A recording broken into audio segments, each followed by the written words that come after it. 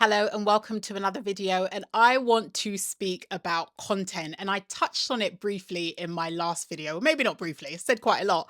But anyway, I wanted to go into it in a lot more detail because I've been giving thought to, like I said last time, how do I want to show up? What is it that I want to share?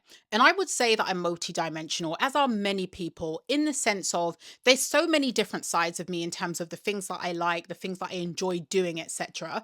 And I want to bring those elements more into my content. And so I absolutely love reading books. I use this amazing app called Bookly, and it allows me to pull in quotes from the book, my thoughts, meanings, and write reviews and all the rest of it. So if ever I want to go back on something, I don't necessarily have to go back to the book. I can actually just go back to Bookly. And so books is something I share in my Instagram stories as to the ones that I've read and share a bit of a review on what I'm reading next. But that's something that I want to talk about. I will definitely do a video where I am talking about my top favorite books from a business perspective as to, maybe the ones that founders should read. And then also skincare. I am a skincare junkie. There are treatments that I go and get done every 6 weeks and stuff like that. And that's an area that is embedded within my life, but I've never shared that side of things before. Now, I don't do any fillers or Botox or anything like that. I mean, each to their own. It's just not for me. That's not the kind of treatments that I go for. But I want to be able to maintain my skin. And so that's something that I take great pride in. And then also fashion. I freaking love fashion. And I remember that, well, my career, it started off in Iceland, and then I moved on to Topshop and then Urban Outfitters. So when I was at Topshop, it was all about trends. I mean, I was a trend follower. That's the bottom line. And so I was reading Vogue all the time. Whatever magazines were out then, I was reading them constantly. And I remember when 50s had a comeback and everything was 50s in Topshop. And so I had this amazing skirt. There are so many things from Topshop I wish I kept because they were absolute classics. But hey ho, it is what it is.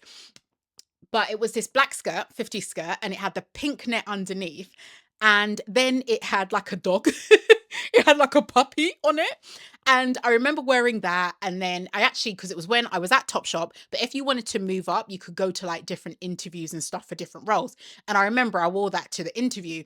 And I had on this like pink jumper, like wool jumper, and it had a roll neck and it had short sleeves. And then I had on my camel ankle boots, and then I feel like I may have had on leg warmers as well. Like, don't ask me why. But anyway, maybe I got that mixed up from another outfit.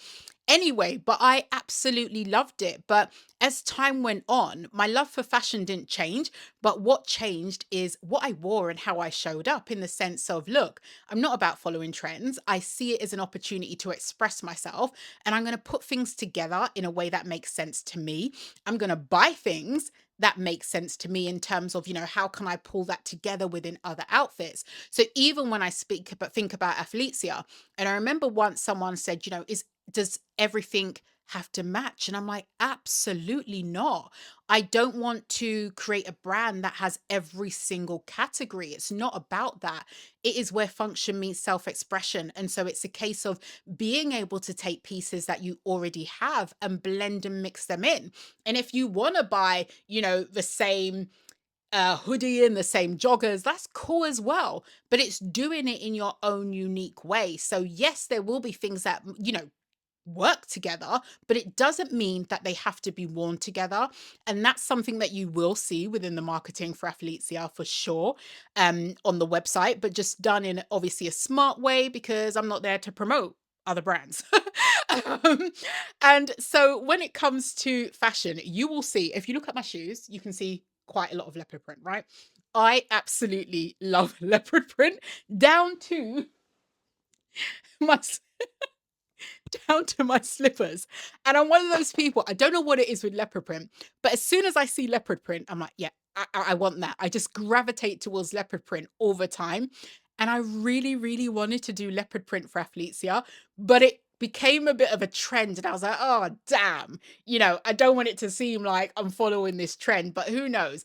I will probably do it at some point. But hey, there will be leopard print socks but they're done differently and people seem to love them. So we'll see what happens there. But anyway, back to the point, because, I like to ramble and get a bit off track. And so when it comes to content, ultimately, from my perspective, it's just a case of, right, what is actually going to work for me and my brand? And it's looking at those pillars that make up the different parts of me and now looking at how I can sprinkle them in. So from the fashion viewpoint, my cousin, she lives in New York, and we were chatting on WhatsApp the other day, and we're talking about get ready with me videos. I was like, oh my gosh, like, yes, I want to bring those videos into my content, but what I'm not going to do is be standing there in underwear. Like, nah, it's not my jam. Power to people who do it. It's just not my way of doing things. And so she said to me, you can buy like a really cute robe and have the Athletesia logo. And I was like, yeah, I'll do that. I love it. And on the world underwear front, obviously, if I was to do underwear for Athletesia in the future, then that's a whole different ball game, right? But in terms of just standing there doing different poses and stuff in underwear, no, thank you. And so now I'm thinking about, well, how can I incorporate that in a way which links to my personality? So not necessarily just standing there and posing, but actually doing it in a way which, makes sense. And so those are some of the things that I'm thinking about and just looking at how to weave them in. And one of the things that I want to touch on is I remember previously when I first started out building my brand, this was years ago, and I was following all of these gurus. I would say at the time, gurus who were probably influencers at the time, but we didn't use the word influencer then. And I would take things from, what they were saying, all these blueprints about how things should be done. And one day I woke up and I was like, I don't know what my brand is. It's an amalgamation of everybody else's versus being something that is actually me.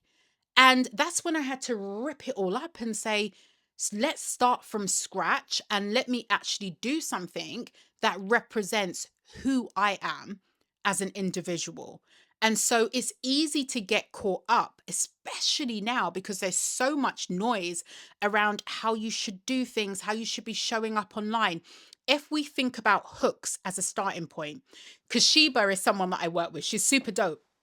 And I was saying to her, when it comes to hooks, it's that whole thing of when I call someone, I'm not saying to them when they pick up the phone, did you know that 95% of people like I don't have a hook.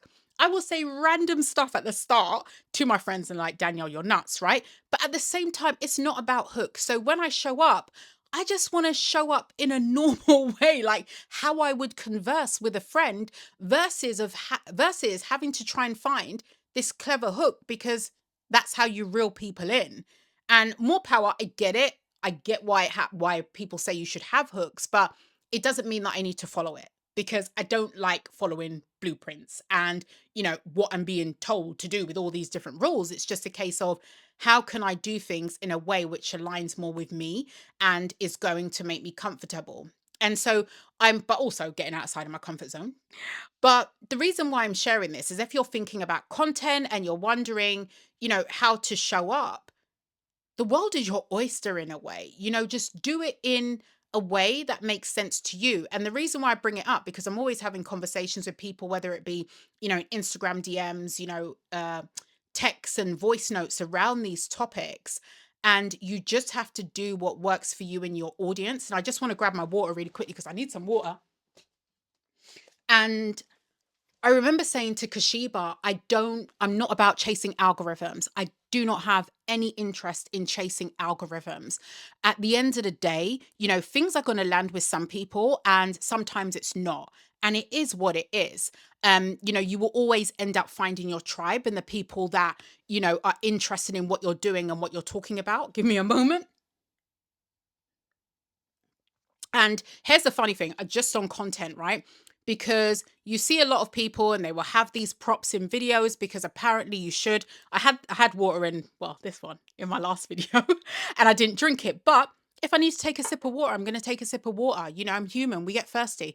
Anyway, and so if you are thinking about your content, just, weave things in a way that makes sense to do so, as well as everything else, being a founder and, working full time. I'm also a Pilates teacher, Pilates instructor, yoga teacher, and brief coach. And it's those things that I've moved away from, but at some point I want to come back to, when I've got the capacity to do so. And so I'm thinking about, well, when I do, like, how do I want to do that? What's going to be the flow and how is it going to make sense? But it doesn't mean that I should have to, start a whole different channel or a whole different account in order to do that, because all those parts make up who I am as a human being. So yeah, that's really what I wanted to talk about from a content perspective on this video. Hope you've got something out of it. If you enjoyed it, like it, share your thoughts with a comment as well. I absolutely love comments and getting back to people. And if you're not subscribed, subscribe, and I will most definitely, hopefully, see you in the next video. Thank you.